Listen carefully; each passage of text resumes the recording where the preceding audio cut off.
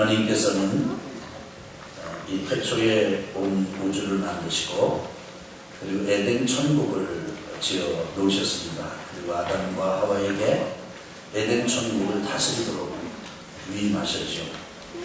에덴 천국은 거기 한 곳으로부터 네 강이 흐르는 생명수 강이 흐르는 곳이었고, 그리고 금 또 호마노 보석이 가득 찬 곳이었습니다. 거기에는 나무가 묻어 있고 먹을 것이 풍성했고 짐승이 전혀 해를 끼치지 않는, 그래서 사이좋고 화평하게 지내는 그런 곳이었습니다.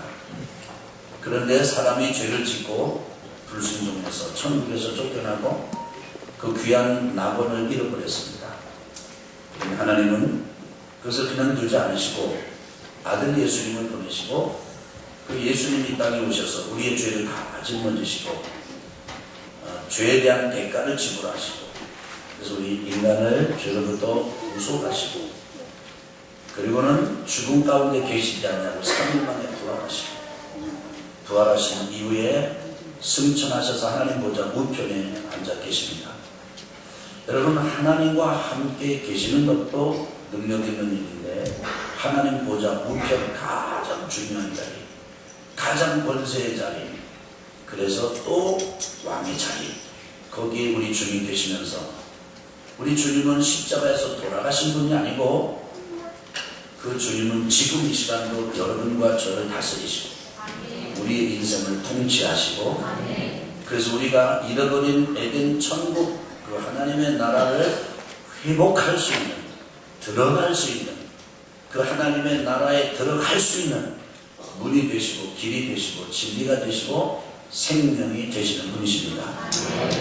그런데 그 예수님께서 선포하시고 약속하시고 열어놓으신 이 예수 천국 하나님 나라는 이 땅에 분명히 임했고, 그리고 이 땅에서 분명히 예수님의 통치가 이 시간도 행사되고 있지만은 아직 완벽하게 완성되지는 않았습니다. 어느 때 완성되는가? 우리 주님께서 다시는 십자가를 지로가 아니고 죄 문제를 해결하러가 아니고 이제 하나님 보좌 우편에서 왕으로 이 땅을 통치하시다가 그곳에서가 아니라 이 땅에서 왕으로 통치하시고자 재림하실 때, 이미 먼저 된 성도들은 같이 주님과 함께 부활해서 같이 오고, 우리 성도들 이 땅에 여러분과 제가 남아있다면, 우리 생전에 우리 주님 그렇게 재림하신다면 우리는 주님과 함께 휴거해서 공중에서 주를 뵙게 될 것이고, 그리고 그때 그곳에서 우리 주님 다스리는 이 땅, 이곳에서 이 땅을 같이 다스리게 될 것입니다. 이것이 하나님 나라의 복음이고, 그리고 하나님께서 이 땅에 경륜하시고 섭리하시는 하나님의 나라 천국입니다. 여러분과 저는 그냥 죽어서 지옥 안 가고 천국 하나님 품에만 갔다 가는 거로 끝나는 사람이 아닙니다. 그것이 너무 멀게 느껴지고 그것이 너무 우리 눈에 보이지 않으니까, 그 경륜을 우리가 깊이 알 수 없으니까 지금 죽으면 천국 갑니다 이렇게 얘기하지만, 그러나 하나님의 경륜은 그렇게 되어 있다고 말해요. 사랑하는 성도 여러분, 이렇게 하나님께서 하나님의 나라를 열어놓으시고 우리 주님께서 그 하나님 나라에 문이 되셔서 지금도 여러분과 제가 마음의 문을 활짝 열고 예수님을 주님으로 영접하고, 이제 내 인생은 내 것이 아닙니다, 주님의 것입니다. 그렇게 영접하고 모셔 드리면 여러분과 저는 하나님의 자녀가 됩니다. 그리고 우리 그 주님의 통치 안에 들어갑니다. 여러분, 우리는 이 땅에서 기적과 같은 일들을 많이 봅니다. 예를 들어 죽을 병 들렸다, 죽을 병이 낫다든지, 그리고 또 문제가 이렇게 해결이 된다든지, 그 어떤 것입니까? 그것이 우리가 이 땅에서 맛보는 하나님의 나라의 은혜이고 표적입니다. 성경에도 보면은 죽은 자가 살아나고 중풍병자가 고침받고, 그리고 여기 지금 안중회의가 일어나고 기적이 일어났습니다. 이것이 무엇이 회복이 된 것입니까? 그것은 어떤 초자연적인 능력이 왔다. 그런데 초자연적인 능력은 어디에서 온 것입니까? 우리 주님의 통치로부터 온 것이고, 그리고 에덴의 회복이 그 순간에, 그 시간에 그 사람에게 이루어지는 것입니다. 여러분과 저는 그렇게 이제 누릴 수 있게 되었습니다. 그래서 예수 그리스도의 복음입니다. 예수님은 여러분과 저의 메시아고 그리스도고 구세주고 그리고 해방자이십니다. 여러분, 예수님은 여러분과 저의 단순한 윤리 도덕 선생님이 아닙니다. 종교적인 교주가 아닙니다. 예수님은 여러분과 저를 단지 위로해주고 평안을 주는 그런 분 정도가 아닙니다. 윤리 도덕을 다 주시고 평안도 주시고 기적도 주시고 이적도 다 주시는데 그거의 총합이 예수님께서 여러분과 저의 해방자가 되시고 그리스도가 되시고 메시아가 되시는 것입니다. 여러분과 저는 원래 죄 가운데서 태어나서 죄 가운데서 살다가 죄 가운데서 죽어서 지옥 갈 사람이었습니다. 죄 가운데 태어났다는 게 뭡니까? 저주 가운데 태어났다는 걸 말합니다. 저주 가운데 태어나서 저주 가운데 살다가 저주 가운데 죽어서 영원한 저주인 지옥에 들어갈 사람들이었습니다. 마귀의 자녀로 태어나 종으로 태어나 마귀의 자녀로 살다가 종으로 살다가 마귀의 자녀 마귀의 종으로 죽어서 영원한 지옥으로 들어갈 존재였습니다. 저주가 당연하고 매듭이 당연하고 흉악한 결박이 당연하고 눈물이 당연하고 슬픔이 당연하고 곡이 당연하고 그렇습니다. 그런데 그 예수 그리스도 하나님 아들로 이 땅에 오신 그 예수님 여러분과 저희 그리스도가 되시고 메시아가 되시고 해방자가 되시고 건져주시는 분이 되셔서 우리가 그 예수님을 주님으로 영접할 때 이제는 그 시간에 여러분과 제가 다시 태어납니다. 육신도 그대로요, 이름도 그대로요, 성별도 그대로지만 그러나 우리의 영혼은 다시 태어납니다. 그래서 이것을 하나님께로 난 자라, 하나님으로부터 태어난 자라 그렇게 말했습니다. 영접하는 자, 복의 이름을 믿는 자들에게는 하나님의 자녀가 되는 권세를 주셨습니다. 할렐루야, 할렐루야. 그렇습니다. 그런데 이 사실을 성령께서 여러분과 저에게 가르쳐 주십니다. 깨우쳐 주십니다. 알지 못하는 불신의 벽을 녹이시고 그리고 견고한 악한 마귀 사탄들이 쳐놓은 믿지 못하게 듣지 못하게 그리고 보지 못하게 가려놓고 듣지 못하게 막아놓고 이런 더러운 귀신들 악한 영들 세상의 철학들 세상의 사상들 이것을 성령께서 녹이시고 제거하시고 마침내 듣게 하시고 마침내 보게 하시고 마침내 느끼게 해주시고 마침내 열게 해주시고 마침내 예수님을 영접하게 하시고 그리고 하나님의 자녀로 태어나게 하시고 그래서 성부 하나님이 계획하시고 시공하시고 건축의 입장에 설명한다. 우리 주님께서 그 문이 되시고 길이 되시고 성령께서는 그것을 깨우쳐 주시는 성삼위 하나님의 역사하심 이것이 하나님께서 이뤄놓으신 구원의 도리입니다. 이것은 우리가 만들 수 있는 게 아닙니다. 여러분과 제가 돌을 닦고 여러분과 제가 아주 여기 볼이 홀쭉하게 들어갈 만큼 먹지 않고 그래서 나쁜 거 안 보고 나쁜 소리 안 듣고 그래서 이 세상에서 아무리 점점 무고한 도인과 같은 도인 중에 도인이 된다 할지라도 하나님의 나라는 우리가 만들 수 없습니다. 하나님의 나라 들어가는 문도 만들 수 없습니다. 하나님의 나라 들어가는 도리도 깨우칠 수가 없습니다. 이것은 전부 하나님께서 하십니다. 이제 여러분과 저에게 남은 게 있다면 선택입니다. 어떤 선택입니까? 이렇게 해 놓으셨다고 이 시간에 듣고 있는데 수없이 반복돼서 강단마다 길거리마다 확성기마다 방송마다 신문마다 여러분에게 들려주고 있습니다. 나 이제 안 들을 거야. 그리고 귀를 막으면 눈에 보이고 나는 이제 안 볼 거야. 그러면 이미 들은 말씀이 여러분의 영혼 속에서 말하고 있습니다. 나는 이 교회를 안 갈 거야. 근데 여기 앉아 있습니다. 그리고 듣고 있습니다. 신기한 게 아닙니까? 세상에 그 어떤 소식이 그 어떤 뉴스가 이렇게 집요하게 우리를 따라다니는 거예요.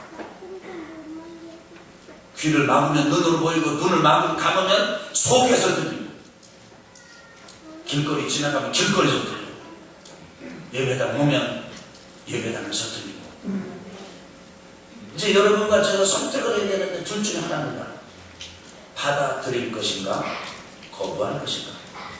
하하 이거 참 호황된 일이다. 아니 이 땅에 내가 미국이라는 나라가 있고 일본이라는 나라가 있고 러시아가 저 위에 있고 그리고 두만강 넘어 러시아가 있고 압록강 넘어 여기 지금 중국이 있고 뭐 이런 거는 내가 알겠는데 보이지도 않는 하나님의 나라 하나님이 경영하시고 섭리하시다니 그 문을 우리 예수라는 사람이 그걸 열어놓다니 그걸 또 뭐 하나님의 영광을 가지고 깨우쳐 주신다니 나는 도저히 받아들일 수가 없다. 그러면 여러분이 거부하는 것입니다. 그것을 소위 불신이라고 말하는 것입니다. 안 믿는다 이거예요. 이해합니다. 왜냐하면 너무 많이 속았기 때문에. 여러분의 감각에 속았고 여러분 경험 살면서 주변 사람들한테 속았고 세월에 속았고 나이에 속고 인생만에 속았잖아요. 기존까지 속은 경험이 많고 상처가 많은데 또 한 번 거부하는 거 뭐 그게 대수겠습니까? 이해합니다. 충분히 이해합니다. 그런데 여러분 기억하십시오. 그 결과까지도 여러분이 선택하신 것입니다. 여러분이 받아들였습니다. 난 잘 몰라. 하나님이 누군지도 잘 모르고 예수가 누군지도 잘 모르고 그래서 만약에 호적 등본을 띄고 주민등록 초본을 띈다든지 이런 정보를 아는 것처럼 예수를 아느냐고 누군가 나에게 묻는다면 나는 대답할 수 없어요. 나는 여러분 들었지만 그 예수가 태어난 장소 고향도 아리까리에 그리고 그 양반이 33년을 살았다고 그러지만 33년간 뭘 했느냐고 물으면 나도 잘 기억할 수 없어요. 그런데 이상하지? 나는 마음이 열리는 것, 나는 믿고 싶은 것, 나는 이제 받아들이길 원하는데 이상하게도 와서 내가 찬양하고 예배드리고 그러면 이상하게도 나는 눈물이 나. 나는 이상하게도 내 마음이 움직여. 안 믿으면 두려운 마음이 생겨. 안 믿으면 큰일이 일어날 것 같아. 내 감각으로는 분명히 아닌데 내 마음으로는 믿지 않으면 나는 또 지옥 갈 것 같아. 여러분 그런 생각, 그런 느낌 그것이 어디서부터 왔다고 생각하십니까?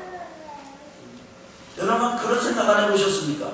그것이 바로 성령께서 여러분과 저에게 주시는 마음이라. 여러분 그럴 때는 통증도 은혜입니다. 여러분 통증이 느껴져야 우리가 내 몸을 상하지 않습니다.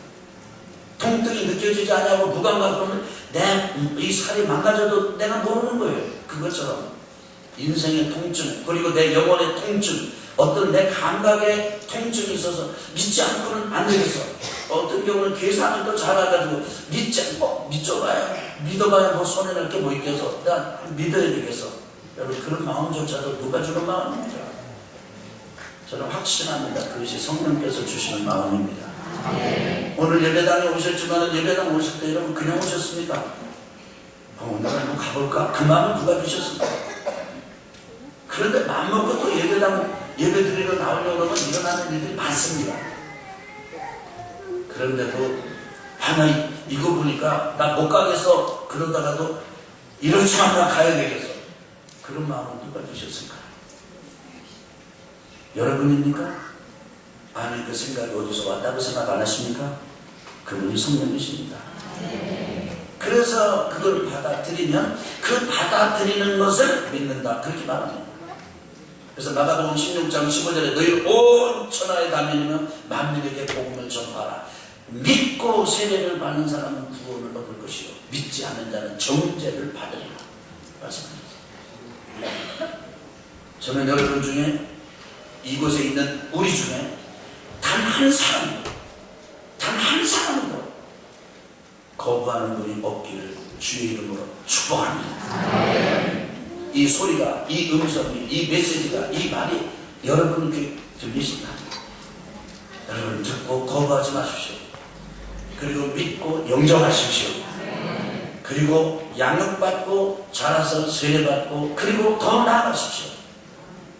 그런데 이렇게 이제 이런 믿는, 구원받는, 거듭나는, 그래서 영원히 다시 태어난 이것이 너무너무 귀중하기 때문에 기회 있을 때마다 이 복음을 전합니다. 장례식장에 가서 입관 예배를 드리는 자리에 가서도 정말 시무룩하고 어둡게 음습하게 이렇게 씨름하는, 그리고 가슴을 앓고 아파하는 그 유가족들의 모습을 보면 저분들을 어떻게 위로하지? 위로의 말을 좀 전해주었으면 이런 마음이 들다가도 기도하면 복음을 전해라. 죽음 앞에서 복음을 전해라. 죽음 앞에서 복음을 전해라. 그런 마음이 제 속에서 불처럼 타고 그래서 복음을 전합니다. 자, 이제 우리가 예수님을 믿고 거듭나 하나님의 자녀가 됐다면 그것은 것일까요? 아닙니다. 이제 여러분과 저는 그때로부터 사명이 주어지는데 무슨 사명이냐면 증인의 사명이 주어집니다. 누구의 증인이 된다고요? 내 증인. 내가 누굽니까? 예수님의 증인이 된다는 거예요. 당연하죠. 우리의 주인이 바로 예수님이십니다. 그래서 여러분, 우리가 이렇게 거듭나고 구원받고 하나님의 자녀가 된다는 것이 확실한 사람은 예수님을 전하지 않고는 견딜 수 없는 마음이 있습니다. 그래서 저는 여러분과 제가 그렇게 영접하고 믿는 분이 계시다면 여러분에게 여러분의 신분과 사명이 증인의 사명이 있다는 것을, 증인의 신분이라는 것을 오늘은 일깨워 드리고 싶습니다. 저는 예수님을 영접하고 믿기는 했지만 아직 저는 그렇게 심각하게는 생각해보지 않았는데요. 맞습니다. 그럴 수 있습니다. 그런데 그거 너무 탓하지 말고 그 상태에서 더 예배하십시오. 또 하나님을 섬기십시오. 지금 믿음 없다고 포기하지 마십시오. 나는 믿긴 하지만은 그러나는 그 이상은 더 나가고 싶지 않다. 여러분 그런 것도 이해됩니다. 그냥 그런 마음을 가지고 하나님을 예배하십시오. 그러면 때가 되면 여러분의 신분이 증인이고 여러분의 사명이 증인이라는 사실을 어느 때가는 아주 불처럼 아주 또렷하게 확실하게 일깨워 주실 때가 올 것입니다. 그때 여러분은 증인으로 일어나시게 될 것입니다. 물론 저는 지금 여러분이 증인으로 일어나게 되기를 기대합니다만 그렇더라도 여러분을 정죄하거나 비판하지 마시라 그 말입니다. 자, 증인이란 그러면 어떤 사람일까요? 증인은 첫 번째로는 목격자입니다. 좀 영어 단어를 써서 좀 미안합니다. eyewitness, 눈으로 본 사람. 근데 뭐를 그렇게 눈으로 보았다는 것입니까? 경험했다는 거죠. 뭘? 하나님 나라, 예수님의 십자가, 예수님의 부활, 예수님의 승천, 예수님의 통치, 예수님의 주되심. 그리고 성령께서 일깨워주시고 성령께서 그 진리를 가르쳐주시고 부분적이긴 하지만 불완전하긴 하지만 마치 퍼즐 맞추기처럼 때로는 풀기 어려운 바둑수를 풀어내는 것처럼 그리고 외통수 만난 장기판에 있는 사람처럼 성경을 읽을 때 설교를 들을 때 진리를 들을 때 곤혹스럽기가 이를 데 없지만 떠나지 아니하고 그것을 생각하게 하고 그것을 받아들이게 만드는 그 성령의 경험. 때로는 눈물로, 때로는 감동으로, 때로는 소름 돋는 그런 아주 살떨림으로, 때로는 성령의 은사로, 때로는 성령의 충만함으로, 때로는 놀라운 두려움으로 역사하시는 그 성령의 그 생생한 경험. 그래서 눈으로 본 것과 같은 그 목격한 체험. 이것을 본 사람이 증인입니다. 이것을 목격자라 그럽니다. 따라합시다. 증인은 목격자입니다. 두 번째로 증인은 어떤 사람이냐면 고백자입니다. 이 고백자라는 것은 어떤 거냐면 말을 하는 사람이다. 그런데 그냥 말을 하는 게 아니고 자기 속에 나와가지고 자기 삶과 함께 자기 인격, 자기 품성, 자기 삶의 온통 이렇게 녹아나 있는 삶을 나누면서 자기가 말하는 것, 하나님을 이야기하고 예수님을 이야기하고 성령을 이야기하고 하나님의 나라를 이야기하고 예수님의 십자가 부활과 승천을 이야기하고 예수님의 재림을 이야기하고 성령의 역사를 이야기하는 것. 다른 사람이 너가 와서 턱 찌르면서 그게 되는 말이야? 그래도 다른 일 같으면 이미 흔들렸습니다. 이미 자라목처럼 쏙 들어가고 내 마음이 그렇게 됐을 때는 그게 아니에요. 누가 뭐라 그래도 나는 예수님이 그리스도야, 메시아야. 하나님이 땅을 만드셨어. 하나님이 살아계셔. 성령께서 이 시간 역사하셔. 이렇게 증거하지 않으면 견딜 수 없는 마음이 내 속에 있는 거예요. 이걸 가지고 고백자라 그럽니다. 고백적인, 삶의 고백적인 증언을 하는 사람이라. 아니면 말고가 아닙니다. 듣기 싫은 반도가 아닙니다. 듣기 싫어도 들어야 될 메시지입니다. 세상에 누구나 자기 자존심을 꺾고 싶은 사람 아무도 없습니다. 자기가 누구를 권유했을 때 거절을 당하는 것처럼 고통스러운 일이 없죠. 그래서 예를 들어서 수박을 팔려고 수박을 파는데 수박을 거절하면 그래, 차 돌아라. 그럴 수 있습니다. 그런데 우리가 예수는 그리스도라고. 그런데 예수님은 나의 구세주이십니다. 나는 예수님을 믿습니다. 나는 예수님을 믿고 내 삶이 바뀌었습니다. 내 인생의 저주가 끊어졌습니다. 내 인생의 결박이 끊어졌습니다. 내 인생의 배들이 풀렸습니다. 이런 삶에 녹아내린 고백과 함께 예수가 나의 그리스도인 것처럼 예수는 당신의 그리스도이기도 합니다. 마음 열고 영접하시겠습니까? 웃기는 소리 하지 마라. 거절당합니다. 어색하지요. 머쓱해지고 그래서 때로는 다시는 더 말하고 싶지 않은 마음이 있습니다. 그래도 또 전하지 않고는 견딜 수가 없어요. 내 속에 불이 있기 때문입니다. 우리 속에 불이 있기 때문입니다. 하나님의 자녀면, 하나님의 자녀가 분명하면 그 속에 불이 있어요. 세 번째로는 그래서 저희는 순교자입니다. 왜냐하면 순교를 하더라도 이 사실을 전합니다. 여러분 옛날에 저 황해도 해주에 교회가 하나가 있었는데 이 교회에 이제 장로님 한 분 계시고 교인들 한 60명 정도로 있는 교회였어요. 그런데 이 일본 순사가 주일을 방해하려고 와서 주일날에 일하라고. 양반들은 예배만 딱 드리는 게 아니고 아예 주일을 하루 일을 안 하고 성경 읽고 기도하고 전도하고 신방하고 그런 말 했습니다. 원래 주일 그렇게 하는 거예요. 그런데 이 순사가 와가지고 주일도 일하시오. 장로님이 대표로 우리는 주일날 일하지 않습니다. 하나님을 예배합니다. 그러니까 순사가 묻습니다. 예배 시간이 몇 시오? 11시입니다. 예배 몇 시간 드립니까? 1시간 드립니다. 그러면 지금 빨리 나가서 예배 드리기 직전까지 일하시오. 그러면서 막 서슴퍼렇게 총칼을 들이대니까 우리들이 일을 하루 어쩔 수 없이 나갔어요. 나갔는데 나가고 이제 10시까지 일하고 돌아보니까 예배당 안에 가만히 자는 기계가 큰 게 들어있는 거예요. 그래서 장로님이 아니 왜 예배당 안에 예배 시간이 다 되는데 가만히 자는 기계가 이게 몇 말이오? 일본 순사가 하는 말이에요. 예배는 무슨 어른이고 예배 시간 교인들 다 모였으니까 예배 드리지 말고 가만히 자시오.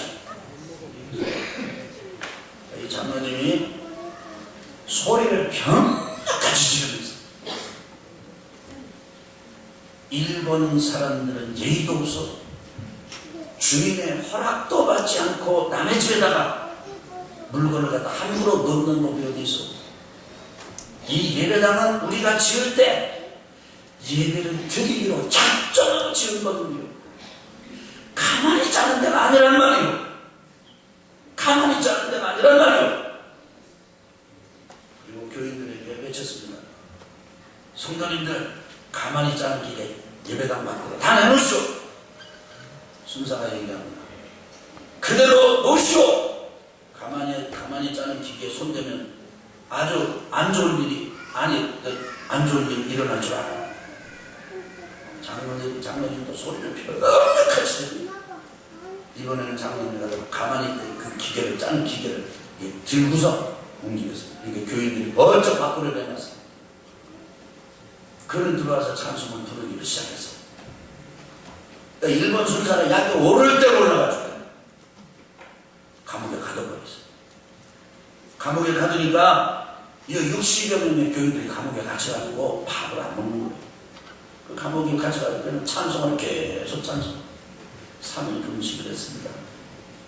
그런데요 3일 금식을 하고 났는데 우리가 그 이튿날 일어나 보니까 감옥의 직원들이 그 경찰서 감옥 구치소에 직원들이 아무도 없는 거예요.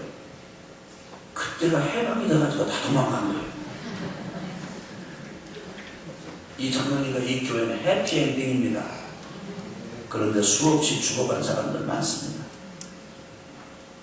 여러분 로마에서는 로마 원형 경기장에 사람들을 모아놓고 사자를 잔뜩 굶긴 다음에 예수 믿는 사람들을 갖다가 풀어놨습니다. 사자를 풀어놨어요.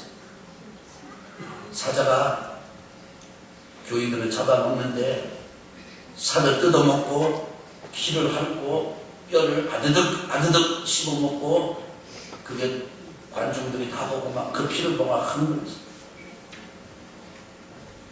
그래서 교인들은 거기서 사자밥이 됐습니다.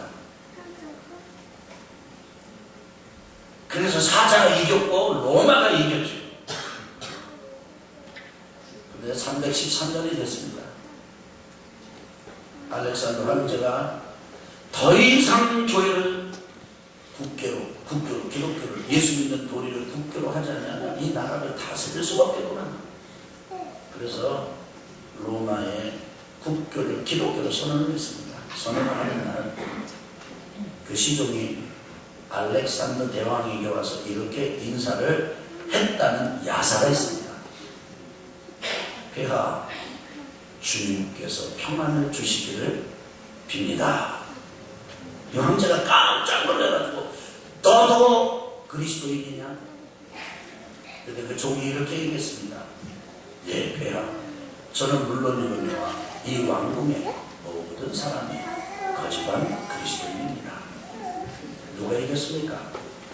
사자가 이겼습니까? 로마가 이겼습니까? 결국은 복음이 이겼습니다. 순교를 통한 승리입니다. 혹시 여러분 가정에 여러분이 제일 처음 믿는 분이 계십니까? 여러분 순교할 각오를 하십시오. 여러분 가정에 예수 믿는 것 때문에 조금 뭐 이런 일 저런 일 생깁니까? 여러분 순교자라고 생각하십시오. 순교는 일제시대만 하는 게 아니고 6.25 사변 때만 하는 게 아니라 지금 필요합니다. 지금 예수는 그리스도라고 전하는 믿는 이 믿음의 고백이 내 목숨보다도 귀중하다.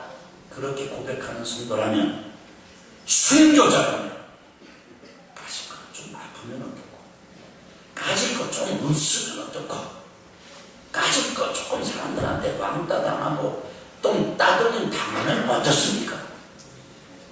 어차피 이 땅은 떠날 것인데. 그래서 증인은 순교자입니다.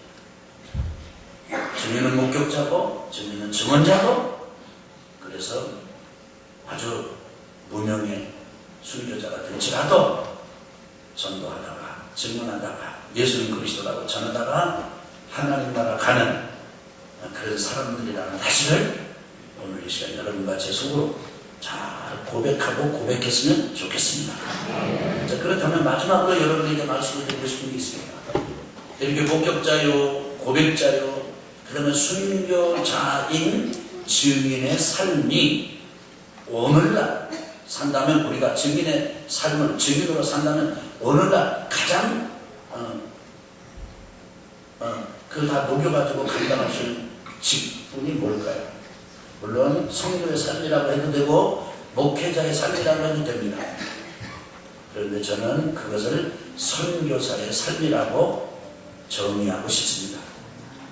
여러분과 저는 목격자의 체험으로 무명의 순교자가 된다 할지라도 예수는 그리스도라고 증거하다가 하나님 나라로 가는 하나님 나라 선교사입니다.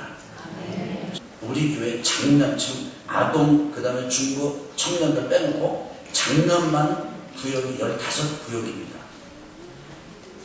한 구역이 한 선교사의 가정을 후원할 수 있습니다.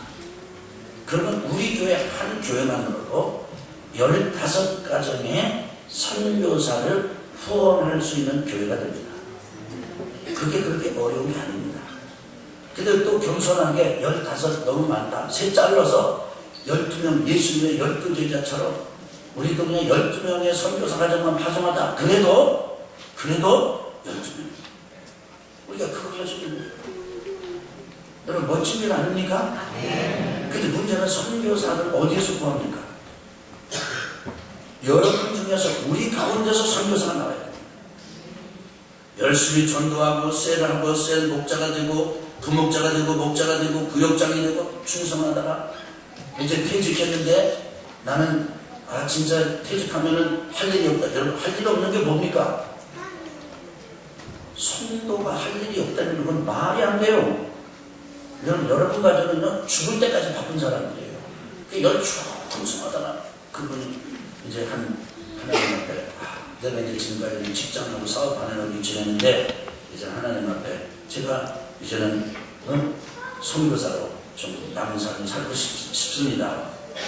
그럼 이제 여러분이 셀도 잘하고 아주 구역도 잘 이끌고 셀도 잘 이끄는 그런 분이 되셨으면은 선교지에 가서 그런 분이 그 선교사 가서 선교지에 가서 셀을 하면 되는 거죠. 말 안 통하면은 한국말도 알고 그 나라 말도 하는 사람 쓰면 되는 거예요. 아멘. 근데 저는 간신히 국민연금 받고 뭐 직장이니까 해서 나는 간신히 애들 지닥가리라는 정신이 없습니다. 제가 지금 할 말은 많은데 시간이 지금 다 돼서 이게 제 혀가 내 마음을 못 따라가서 지금 이러는 거예요. 지금 제가 원래 말 괜찮게 해요. 근데 지금 이렇게 혀가 안 따라가 지금. 근데 그럼 걱정하지 마시라고. 우리 구역에서 당신을 선교사로 파송하겠습니다. 그리고 매월 생활비 다 보내주면 광고 들게 뭐 있어요? 아멘. 할렐루야. 그런데 내가 세일을 했어야지. 내가 다른 사람의 영혼을 놓고 물어봤어야지. 다른 사람의 영혼을 세우기 위해서 나의 시간을 드리고 나의 열정을 드리고 나의 재정을 쏟아봤어야지. 직장에서도 더 이상 나오지 말라. 지금까지 그 어떤 영혼을 위해서도 기도 한마디 본 적이 없다. 그러면 그야말로 한심한 인생입니다. 사랑하는 형제자매 여러분, 지금 여러분이 계신 곳이 선교 현장입니다. 여러분이 선교사로 사시길 바랍니다. 여러분이 학생들을 가르치십니까? 여러분이 운전하십니까? 여러분이 사업하십니까? 여러분이 사장님이십니까? 여러분이 음식을 만드시는 분이십니까? 여러분이 청소를 하시는 분이십니까? 그 직업이 다 귀한 일입니다. 그것이 다 선교사 업무입니다. 각각 다 할 일이 있습니다. 중요한 건 그런 고백을 가지고 살아야 돼요. 그래서 저희는 선교사로 사는 것입니다. 그래서 선교사로 사는 여러분과 제가 되기를 주님으로 축원합니다.